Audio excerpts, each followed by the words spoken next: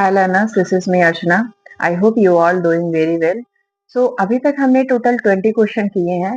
So आज हम 21 number question से लेकर के ऑलमोस्ट 65 नंबर क्वेश्चन तक कवर करेंगे with detail explanation so that you can build your conceptual understanding और आप जिस भी एग्जामिनेशन का प्रिपरेशन करना है उसमें आप अपना 100% दे पाए. I hope everything is fine and we are good to go.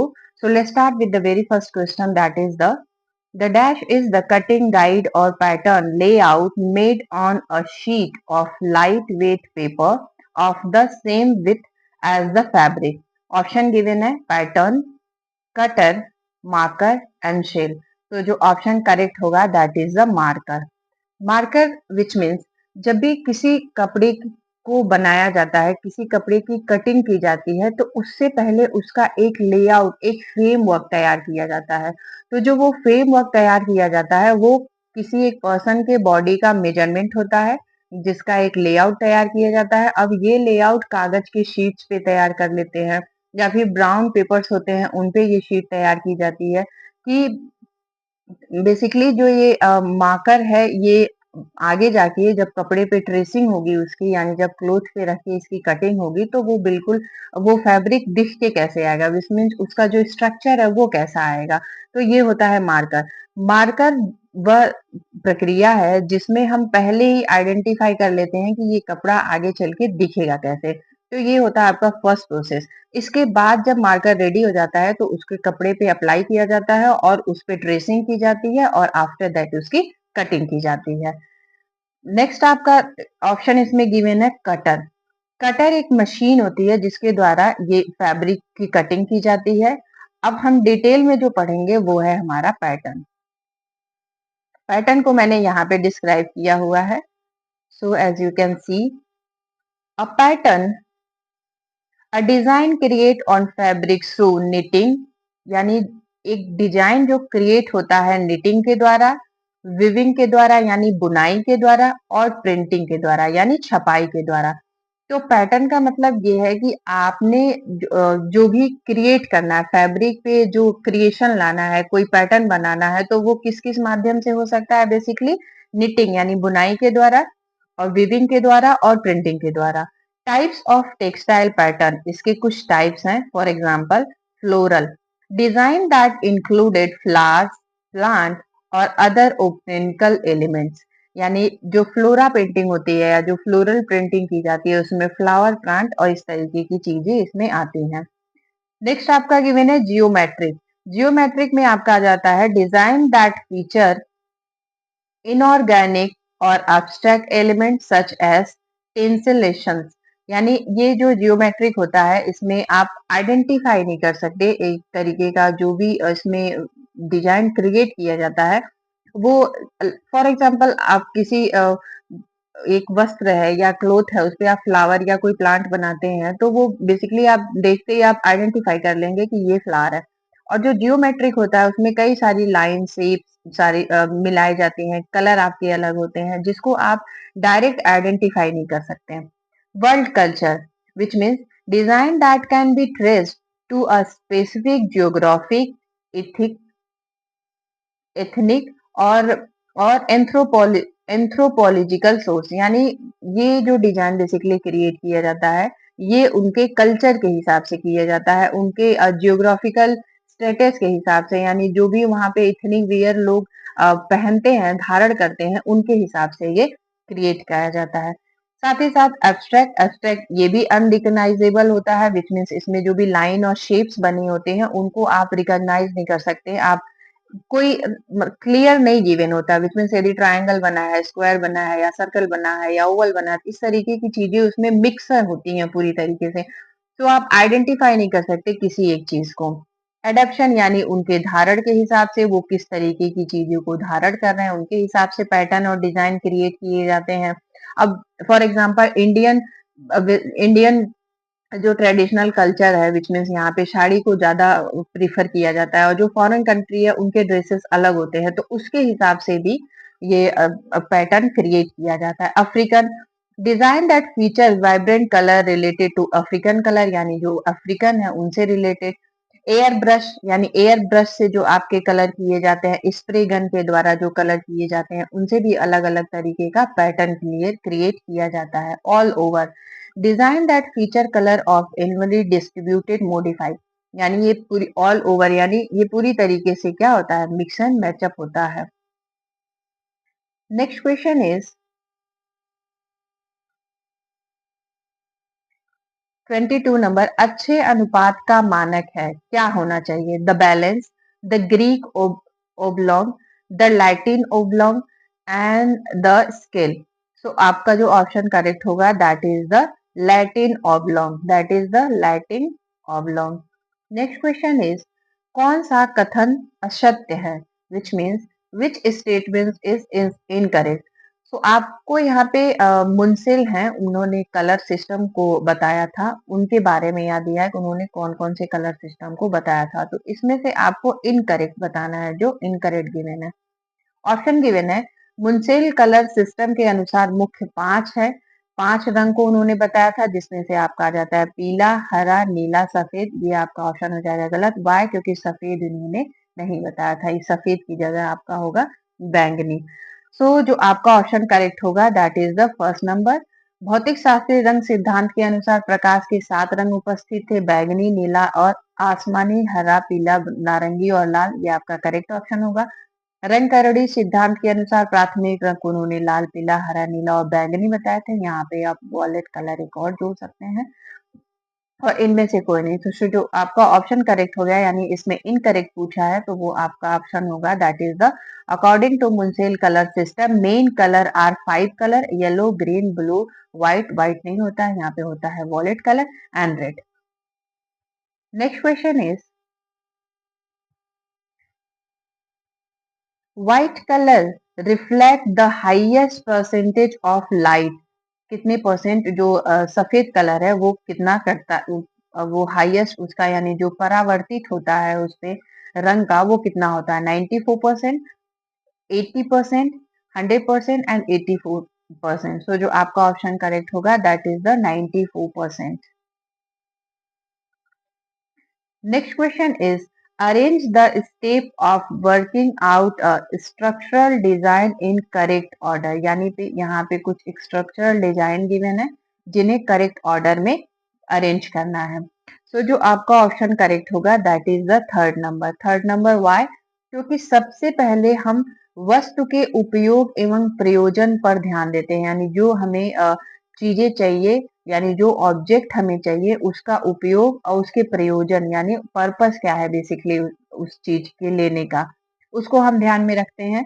Next आता है वस्तु के आकार, आकृति, रंग की योजना बनाते हैं, यानी जो भी हमने ऑब्जेक्ट लिया है उसके साइज को, उसके शेप को, उसके कलर को, उस ऑब्जेक्ट का एक हम प्लान तैयार करते हैं। प्लान तैयार करने के बाद डिजाइन के दिशा निर्देश यानी जो भी सिद्धांत हैं, उन जो भी उसके प्रिंसिपल्स हैं उनको फॉलो करते हैं।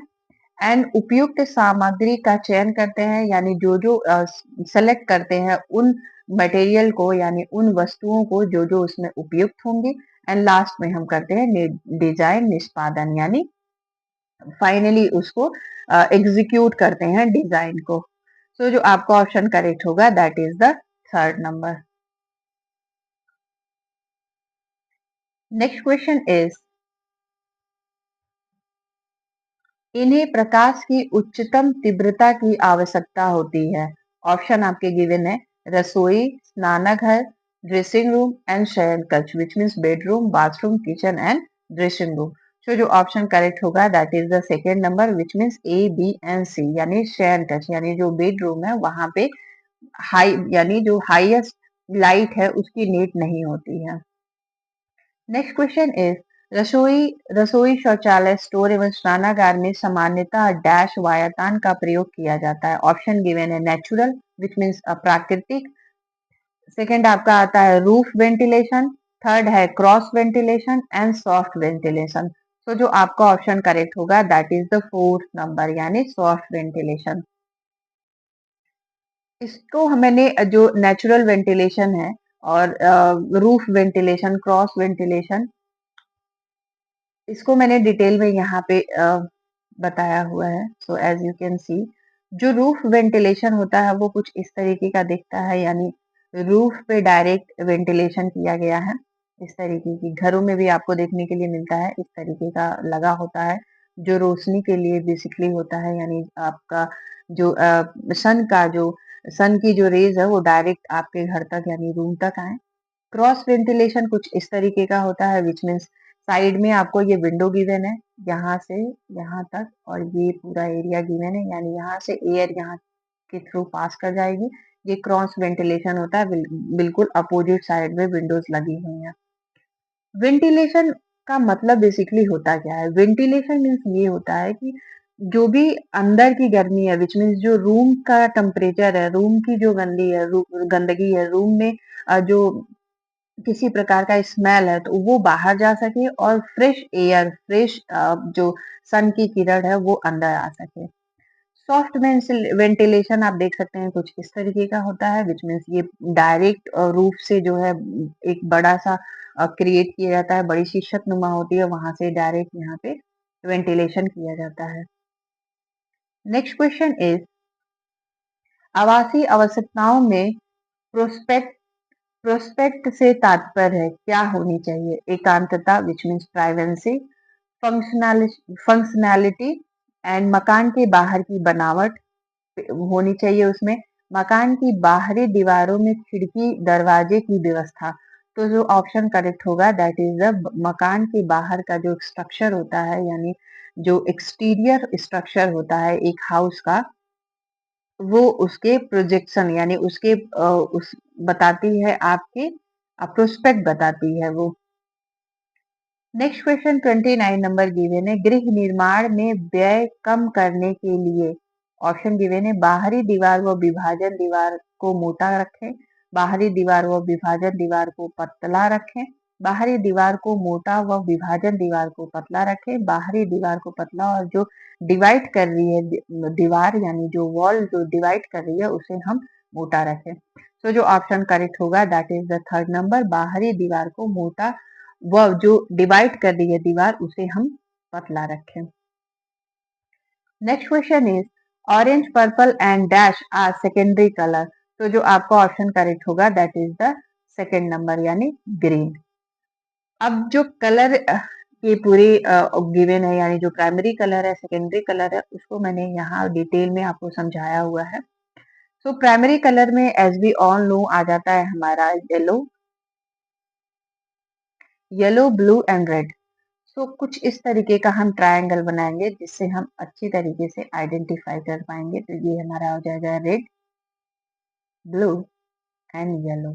अब सेकेंडरी कलर को हम इस तरीके से अपोजिट बनाएंगे so that we can easily identify the secondary colour, which means आपका यहाँ पे आ जाएगा purple, green and orange.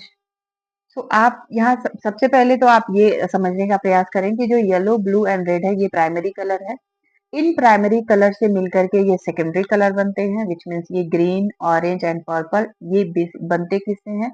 Yellow and blue को जब हम मिक्स करते हैं तो ग्रीन कलर बनता है, रेड एंड येलो को मिक्स करते हैं तो orange colour, red and blue को मिक्स करते हैं हम तो पर्पल कलर क्रिएट होता है। तो जो सेकेंडरी कलर होती है वो बेसिकली होती है हमारी GOP। तो आप कुछ इस तरीके से यदि आप इसका निमोनिक क्रिएट करना चाहें तो इस तरीके से क्रिएट कर सकते हैं पॉट से। तो इसमें जो टर्शरी कलर यानी जो हमारा तृतीय कलर होता है वो कलर होता है, colour are colour create by mixing a primary colour, यानी प्राइमरी कलर को मिला करके with the secondary colour. There are 6 tertiary colour. अब यहाँ पे मैंने टोटल 6 टर्शरी कलर को मेंशन किया हुआ है। टर्शरी कलर जो बेसिकली होता क्या है, यानी जो तृतीयक रंग है वो प्राइमरी कलर को और सेकेंडरी कलर दोनों कलर को मिलाने पे ये कलर आपका क्रिएट होता है। अब ये कलर क्रिएट कैसे होता है? फॉर एग्जाम्पल आपने प्राइमरी कलर लिया रेड और सेकेंडरी लिया है आपने ग्रीन, तो इससे जो कलर बन के आएगा वो रेड एंड ग्रीन बन करके कलर आएगा। सेकेंड आपने यदि फॉर एग्जांपल आप एक और कलर लेते हैं, जैसे आपने सेकेंडरी कलर में ब्लू लिया है और प्राइमरी कलर में आपने ब्लू कलर को चूज किया है और आपने ऑरेंज कलर लिया है, तो यहाँ पे बेसिकली आपका ब्लू एंड ऑरेंज कलर बन करके आएगा। तो यानी प्राइमरी और सेकेंडरी कलर को मिलाने से हमारा थर्ड कलर यानी तृतीय कलर बनता है। अब प्राइमरी कलर और प्राइमरी कलर को बेसिकली जब हम मिक्स करते हैं सेकेंडरी कलर में तो वो सेकेंडरी कलर निकल के आता है। इसमें कुछ ऑप्शन है, जैसे मैंने आपको यहाँ फिगर में बताया है, ये यू कैन सी यदि रेड और ऑरेंज को मिलाते हैं तो आपका रेड ऑरेंज बनता है, और येलो ऑरेंज हो गया, येलो ग्रीन हो गया, blue violet and red violet. साथ ही साथ इसमें कलर की और भी जितने एग्जामिनेशन में आते हैं, बेसिकली ये प्राइमरी सेकेंडरी और टर्शियर यानी जो थर्ड कलर है, इससे क्वेश्चन अब कम आने लगे हैं। क्वेश्चन बेसिकली जो यूजीसी नेट में आते हैं वो आते हैं analogous, complementary colour and split complementary colour, double complementary colour. तो हम यहाँ पे इसे डिटेल में समझेंगे। Colour that are next to each other on the color wheel. The term analogous means near, यानी बेसिकली जो उसके नियर के कलर है। अब ये क्वेश्चन आप सॉल्व कैसे करेंगे, जो आपके जो आंसर गिवन होंगे उस आंसर में जो कलर गिवन होगा उस कलर के आप नियर नियर कलर यानी जो उसके बिल्कुल समीप कलर होंगे, नियरेस्ट कलर होंगे, उनसे आप एनालॉगस का चूज करेंगे। फॉर एग्जांपल यहाँ पे ग्रीन गिवन है, येलो है, फिर ऑरेंज है, तो इसके बिल्कुल जो नियर में कलर है इस तरीके के ये कलर आपके एनालॉगस में आते हैं। येलो है, फिर आपका लाइट ऑरेंज है, फिर ये ऑरेंज है, इस तरीके का ये एनालॉगस। दिस मीन्स जो कलर गिवन है, फॉर एग्जांपल रेड गिवन है, ग्रीन गिवन है, येलो गिवन है, तो आपका जो एनालॉगस कलर बनेगा वो रेड, ग्रीन एंड येलो, यानी बिल्कुल नियरेस्ट जो कलर होंगे उन्हीं को हम एनालॉगस कलर कहते हैं। Complementary colours, colour that are opposite each other on the colour wheel, यानी बिल्कुल ये अपोजिट होते हैं। इसमें जो कलर कॉम्प्लीमेंट्री यानी जो कलर लिया जाता है वो अपोजिट लिया जाता है। फॉर एग्जांपल मैंने यहाँ पे ऑरेंज चूज किया, ऑरेंज के बिल्कुल अपोजिट जो आपका कलर आ रहा है वो आ रहा है आपके नेवी ब्लू, यानी सॉरी ये आपका ब्लू कलर में आ जाएगा। रेड कलर यहाँ पे गिवन है as you can see, so red colour का जो बिल्कुल अपोजिट कलर है वो आपका आ जाता है ग्रीन कलर। सो अपोजिट यानी जो कॉम्प्लीमेंट्री में हम किसी भी कलर के जो ऑप्शन गिवन होगा ऑप्शन को देखते हुए आप कलर उसमें मैच करेंगे, क्योंकि आप इस तरीके से लर्न करके जाएंगे तो वहां पे शायद आप उतना अच्छा परफॉर्म नहीं कर पाए, यानी जो भी ऑप्शन गिवन होंगे उस ऑप्शन से आपको चूज करना होगा।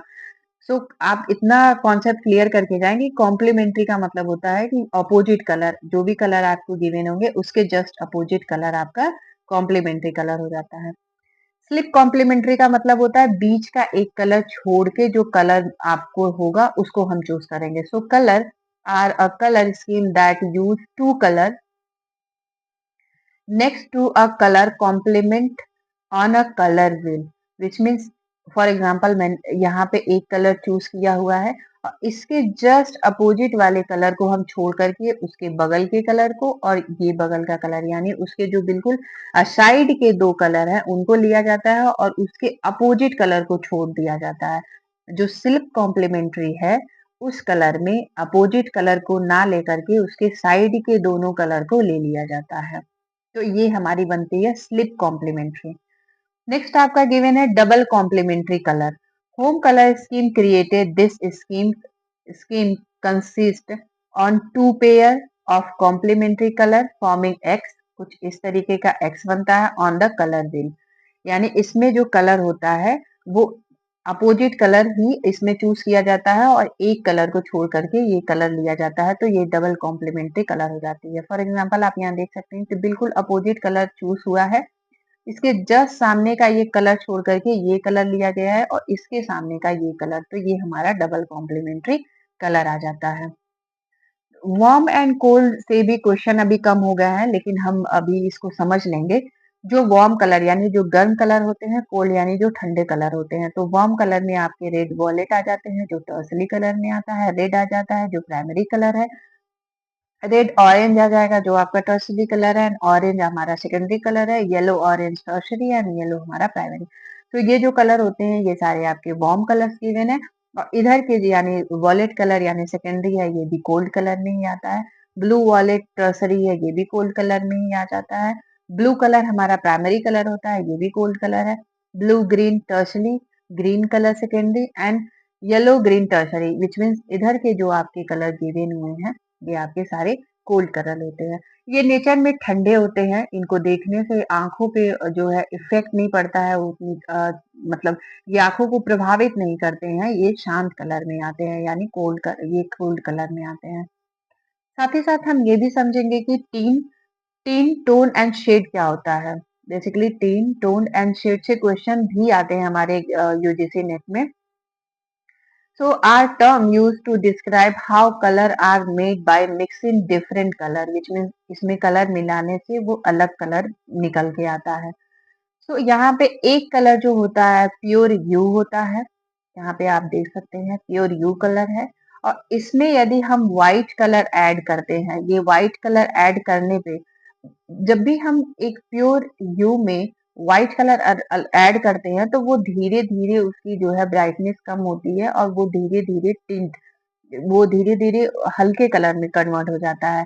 तो किसी भी एक प्योर कलर में यदि हम व्हाइट मिला के कलर बनाते हैं तो उन्हें हम टिंट कहते हैं, वैसे कलर को टिंट कहेंगे। और किसी प्योर यू कलर में हम ब्लैक कलर मिलाते हैं तो उसे हम टोन कहते हैं। और किसी एक प्योर कलर में यदि ब्लैक कलर मिला करके हम बनाते हैं तो वो शेड्स क्रिएट होता है, तो इसे हम बेसिकली शेड कहते हैं।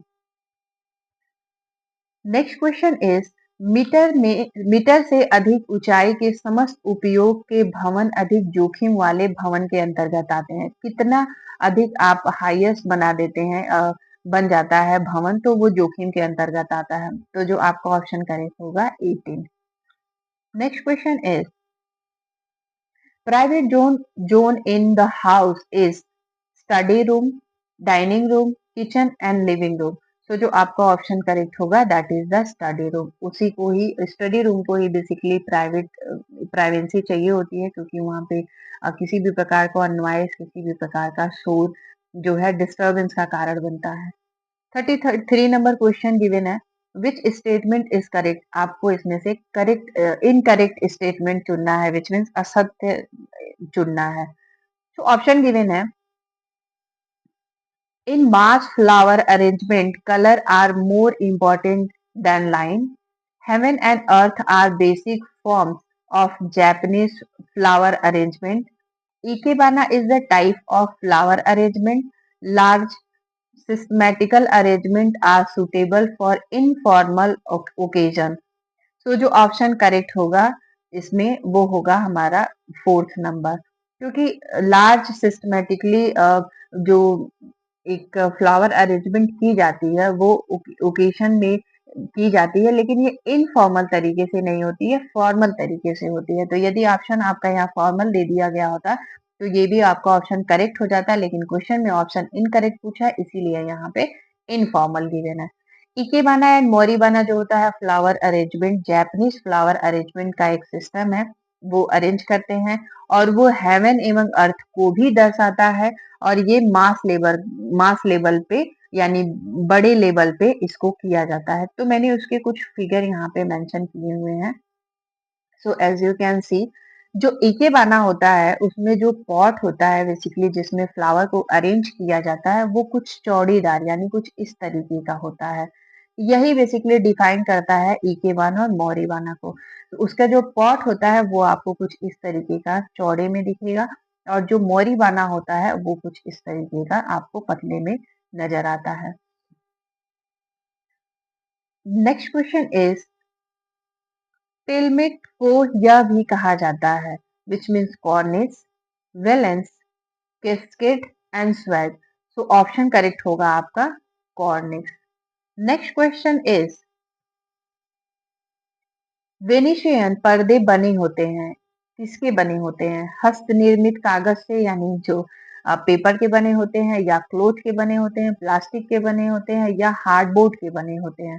सो जो आपका ऑप्शन करेक्ट होगा दैट इज द प्लास्टिक के ये बेसिकली बने होते हैं, सो दैट जो सन की रेज है वो आ सके और घर जो बाहर की धूल है या फिर किसी भी प्रकार का डस्ट है वो अंदर ना आ सके। यानी ये इससे लाइटिंग यानी लाइट आ सकती है और कोई बाहरी कोई चीजें जो है डस्ट वगैरह ये नहीं आ सकती है। भवन योजना के प्रारंभिक नक्शे में नहीं होता है। जब किसी भी अ, भवन का निर्माण किया जाता है तो उसमें जब हम प्लानिंग करते हैं तो उसमें जो प्रारंभिक यानी जो इनिशियल स्टेज पे जो प्राइमरी लेवल पे जो नक्शा तैयार किया जाता है उसमें क्या नहीं होता है, site plan, floor plan, foundation and elevation. तो जो आपका ऑप्शन करेक्ट होगा दैट इज द फाउंडेशन। यानी साइड प्लान रेडी कर लिया जाता है, फ्लोर प्लान रेडी किया जाता है, एज वेल एज एलिवेशन भी रेडी किया जाता है, यानी फाउंडेशन नहीं किया जाता है। नेक्स्ट क्वेश्चन इज, खड़े होकर काम करते समय सबसे अनुकूल काम करने का जो उच्चतम स्तर होता है वो कितना होना चाहिए? 20 25 to 50 mm below elbow level, 50 से 100 mm बिलो एल्बो लेवल, 75 से 100 mm below elbow level and 100 to 125 mm below elbow level. तो जो ऑप्शन करेक्ट होगा that is the 50 to 100 mm below elbow level होना चाहिए। एक वर्किंग जो सरफेस होता है उसकी जो अधिकतम ऊंचाई होनी चाहिए वो 50 to 100 mm होने चाहिए आपके कोहनी के स्तर से। Next question is, conventional source of energy is, यानी जो पारंपरिक ऊर्जा है उसके सोर्स कौन कौन से हैं? Wind energy, solar, tribal and विद्युत एनर्जी। तो जो आपका ऑप्शन करेक्ट होगा that is the third number. जो विद्युत से ऊर्जा उत्पन्न किया जाता है वो हमारी ट्रेडिशनल ऊर्जा यानी पारंपरिक स्रोत ऊर्जा में आ जाती है, और आपकी जो विंड एनर्जी है, सोलर एनर्जी है और ज्वारी ऊर्जा से जो एनर्जी उत्पन्न किया जाता है ये आपके सारे नवीनतम यानी नवीन ऊर्जा में आ जाता है। नेक्स्ट क्वेश्चन इज, पैटर्न की एक व्यक्तिगत इकाई है जिसे एक तरीके से दोहराने पर एक समग्र पैटर्न बनाया जाता है, क्या होता है? Design, texture, motif and print. So जो आपका ऑप्शन करेक्ट होगा दैट इज द मोटिफ। अब मोटिफ आप किसी भी प्रकार का ले सकते हैं, मैं आपको एक छोटा सा एग्जांपल दूंगी। फॉर एग्जांपल आप फ्लावर ले सकते हैं, या कोई ट्रायंगल शेप में कोई आपका मोटिफ है, या इस तरीके के कोई मोटिफ है, तो ये आपके मोटिफ होते हैं जिन्हें हम एक पैटर्न यानी एक वस्त्र पे निर्माण करने के लिए क्रिएट करते हैं। टेक्सचर मीन्स होता है आप किसी भी वस्त्र को छू करके आप बता सकते हैं कि ये वस्त्र जो है या जो क्लोथ है उसमें कितना स्मूदीपन है, कितना रफनेस है, क्या ये फूजीनेस है, इसमें लश्चर है कि नहीं, कितना हार्ड है, विविंग कैसी इसमें हुई है, ये सारी चीजें आप क्रिएट बता सकते हैं। प्रिंट का मतलब आप समझ ही रहे हैं, प्रिंट विच मीन्स होता है किसी भी प्रकार का प्रिंट करना। डिजाइन विच मीन्स जो भी आप डिजाइन क्रिएट करते हैं, ट्विल वीविंग के द्वारा, प्लेन वीविंग के द्वारा, बास्केट वीविंग के द्वारा जो भी आप डिजाइन क्रिएट कर सकते हैं ये डिजाइन होता है। नेक्स्ट क्वेश्चन इज, कार्य करने में उपयोग की जाने वाली विधि का चरण दर चरण which means step by step विवरण है जो कार्यकर्ता की गतिविधियों को दर्शाता है, यानी movement of the worker and the work. यानी स्टेप बाय स्टेप क्या बताता है? ऑप्शन गिवन है आपका, memo memo motion, cycle graph कुछ इस तरीके का आपका होता है विच मीन्स जो आपने वर्क किया है उसकी जो साइकिलिंग है, प्रोसेस चार्ट, ऑपरेशन चार्ट। तो जो आपका ऑप्शन करेक्ट होगा प्रोसेस चार्ट, क्योंकि प्रोसेस चार्ट में हम स्टेप बाय स्टेप पहले हम किसी भी चीज को किसी नीड को आइडेंटिफाई करते हैं, आपका फर्स्ट स्टेप। उस नीड, जो भी नीड है उसके बेसिस पे जो हम डाटा कलेक्ट करते हैं वो आपका सेकेंड स्टेप। थर्ड स्टेप उसका मूल्यांकन करते हैं, लास्ट में उसको इम्प्लीमेंटेशन करते हैं। तो ये आपको एक प्रोसेस क्रिएट कर रहा है, यानी स्टेप बाय स्टेप आप अपने वर्क को डिस्क्राइब कर सकते हैं। तो ये आपका किस में आ जाएगा? प्रोसेस चार्ट में, यानी आपको प्रोसेस दिखा रहा है। ऑपरेशन चार्ट ये होता है कि हमने कोई एक लक्ष्य निर्धारित किया है, कोई गोल निर्धारित किया है, उसको प्राप्त करने के लिए वो जो है ऑपरेशन चार्ट क्रिएट किया जाता है। नेक्स्ट क्वेश्चन इज, भवन निर्माण के लिए किस प्रकार की मिट्टी को यूज किया जाता है जो उत्तम होती है? चिकन एवं जलोढ़ यानी जो जलोढ़ मिट्टी, रेतीली यानी सैंडी सॉइल, रॉकी यानी आपके जो पथरीली चट्टान हो गई, या फिर फील्ड अपलैंड यानी भराऊ भूमि। तो जो आपका ऑप्शन करेक्ट होगा that is the Rocky soil, यानी जो पथरीली और चट्टानी जो मिट्टी है उन वो एक भवन निर्माण के लिए सुटेबल होती है। नेक्स्ट क्वेश्चन इज, कार्यकर्मी कार्यकर्मी एवं कार्य वातावरण के बीच संबंधों के अध्ययन को क्या कहते हैं? एर्गोनॉमिक्स एंड एग्रोनोमिक्स एंड जैव यांत्रिक एंड बायोमेट्रिक्स। तो जो आपका ऑप्शन करेक्ट होगा दैट इज द एर्गोनॉमिक्स यानी श्रम दक्षता शास्त्र। फुट कैंडल डैश का मापन किससे करते हैं बेसिकली? विद्युत ऊर्जा, दूरी, प्रकाश की तीव्रता। तो जो आपका ऑप्शन करेक्ट होगा दैट इज द प्रकाश की तीव्रता यानी fourth number. Next question is देश भर में भवन निर्माण गतिविधियों को विनियमित करने के लिए दिशा निर्देश प्रदान करने वाली राष्ट्रीय उपकरण कौन सा है? Green sorry national building construction code, national green tribunal, national construction code and national infrastructure tribunal. तो जो आपको ऑप्शन करेक्ट होगा that is the first number यानी राष्ट्रीय भवन निर्माण संहिता यानी national building construction code. Next question is dash are the components of ergonomics. तो कौन कौन से ऐसे कंपोनेंट्स हैं जो समदक्षता शास्त्र में आते हैं? ऑप्शन गिवन है एनाटॉमी, बायोमैकेनिज्म, साइकोलॉजिकल या फिर आपके बायोकेमिस्ट्री। तो जो आपका ऑप्शन करेक्ट होगा दैट इज द 3 नंबर यानी ए बी सी यानी आपके जो ये जैव रसायन है ये आपको नहीं आता है यानी इसमें शरीर रचना विज्ञान आ जाएगी एनाटॉमी, जैव यांत्रिकी यानी बायोकेम आ जाएगा और सी हमारा आ जाएगा शारीरिक क्रिया विज्ञान। Next question is when the wife enjoy a subordinate position in relation to the husband the material status क्या कहलाता है बेसिकली? मातृसत्तात्मक यानी मैट्रिलिकल, पैट्रियार्कल एंड आपके बहुविवाह या बहुपति विवाह। तो जो ऑप्शन करेक्ट होगा that is the second number. Next one is निम्नलिखित में से कौन सी पारिवारिक अंतःक्रियाओं में प्राथमिक परिवार उत्तेजना के अंतर्गत नहीं आता है? ये आपका हो जाएगा facial expression, gesture, radio, vocal expression. तो जो आपका ऑप्शन करेक्ट होगा that is the D sorry 3 number यानी रेडियो यानी फेशियल एक्सप्रेशन आ जाएगा, जेस्चर आ जाते हैं, वोकल एक्सप्रेशन आ जाते हैं यानी जब आप बोल के कोई बात बोलते हैं तो। नेक्स्ट क्वेश्चन इज सेवानिवृत्त आयु के पश्चात पारिवारिक अवस्था क्या कहलाती है? यानी एक्सपेंडिंग, बिगिनिंग स्टेज होता है या फिर संकुचन होता है या फिर कपलिंग यानी युग्मक स्टेज होता है। तो जो आपका ऑप्शन करेक्ट होगा यानी संकुचन स्टेज यानी third number. Next question is IQ level more an children is यानी जो मूर्ख बच्चों का आईक्यू लेवल होता है वो कितना होता है? 10 से 30, 50 टू 70, 30 टू 50, 70 टू 90। तो जो आपका ऑप्शन करेक्ट होगा 50 टू 70। इसको मैंने डिटेल में यहाँ डिस्क्राइब किया हुआ है कि जो 90 टू 114 विच मीन्स 90 से लेकर के 114 यानी 114 होता है वो ऐसे जो बच्चे होते हैं वो एवरेज इंटेलिजेंस होते हैं। 115 टू 129 एवरेज जो है अबव एवरेज से थोड़े से अधिक उनके पास जो है मानसिक क्षमता अधिक होती है। 130 से लेकर के 144 ये आपके मॉडरेट गिफ्टेड होते हैं और 145 से लेकर के 159 आपके बिल्कुल गिफ्टेड चाइल्ड में आ जाते हैं यानी हाईली गिफ्टेड होते हैं। इनकी जो मस्तिष्क की क्षमता है सोचने विचारने की वो अधिक विकसित हो चुकी होती है। कौन सा कथन सत्य है विच मीन्स इसमें से हमें ट्रू आइडेंटिफाई करना है? औपचारिक आहार व्यवस्था में खाने के बाउल टेबल पर नहीं छोड़े जाने चाहिए यानी फॉर्मल की बात कर रहा है ये। औपचारिक आहार व्यवस्था में खाने का प्रत्येक कोर्स मेजबान के द्वारा परोसा जाना चाहिए यानी जो होस्ट हैं उनके द्वारा। अनौपचारिक आहार व्यवस्था में प्रयुक्त क्रॉकरी व कटलरी प्रत्येक कोर्स के बाद हटा देनी चाहिए यानी एक मील आपने जब फिल कर दिया है तो उसे आप हटा दें। अनौपचारिक आहार व्यवस्था में मेजबान के द्वारा खाना दाईं से बाएं की ओर परोसा जाना चाहिए।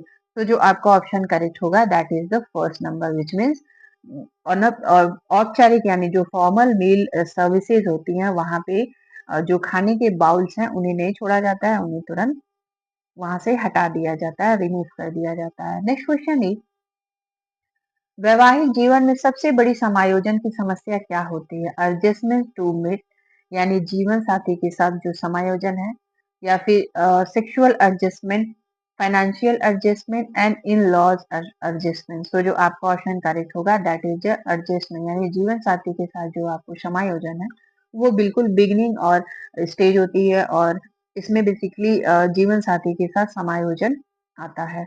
नेक्स्ट क्वेश्चन इज मनोवैज्ञानिक डैश के अनुसार परामर्श में वे सभी व्यक्तिगत परिस्थितियां सम्मिलित कर की जाती हैं जिन्हें प्रार्थी अपने आप को वातावरण के अनुसार समायोजित करने में सहायता प्राप्त करता है। ये बेसिकली किसने दिया था? ये इस तरीके के क्वेश्चन नेट में बहुत ही कम आते हैं, विच मीन्स बहुत कम पूछे जाते हैं। ये सेट के लिए जो क्वेश्चन है, सेट से अधिक क्वेश्चन इस तरीके से आते हैं। तो जो आपका ऑप्शन करेक्ट होगा वो आ जाएगा हमारा रॉबिन्स। तो इस तरीके के क्वेश्चन आप मे भी नेट में स्किप कर सकते हैं। आप ना भी इसको पढ़ के जाएंगे तो आपके लिए सही होगा, क्योंकि उस समय टाइम हमारे लिए बहुत प्रीशियस होता है। तो इस तरीके के क्वेश्चन को आप स्किप कर सकते हैं। ये सेट के जो स्टूडेंट हैं या फिर जो बेसिकली रेट का एग्जामिनेशन देने जा रहे हैं, रिसर्च एलिजिबिलिटी टेस्ट का, उनके लिए ये क्वेश्चन सही रहेगा। नेक्स्ट क्वेश्चन इज 53 नंबर, निर्देश प्रक्रिया में मुख्य अंग हैं। कौन कौन से ऐसे कंपोनेंट्स हैं जो मेजर हैं किसी प्रोसेस के लिए? The major components of the process of guideline are, कौन कौन से गाइडेंस हैं जो जरूरी होते हैं, विच मीन्स असेंशियल होते हैं। ऑप्शन गिवन है आपके, मूल्यांकन, एडजस्टमेंट, इनोवेशन और नेक्स्ट आपका है डेवलपमेंट। सो जो आपका ऑप्शन करेक्ट होगा that is the A B C and D, which means ये आपके सारे ऑप्शन करेक्ट है। यानी किसी भी एक कार्य के लिए या किसी भी इनोवेशन, किसी भी एक नीड के लिए इनोवेशन, इनोवेशन के बाद हम उसको करते हैं, विकास उसका होता है, एडजस्टमेंट एंड मूल्यांकन लास्ट में किया जाता है। तो सिक्वेंसली अरेंज करने के लिए नहीं दिया है, तो इसमें जो ऑप्शन करेक्ट होगा आपका A B and C D चारों करेक्ट हो जाएगा।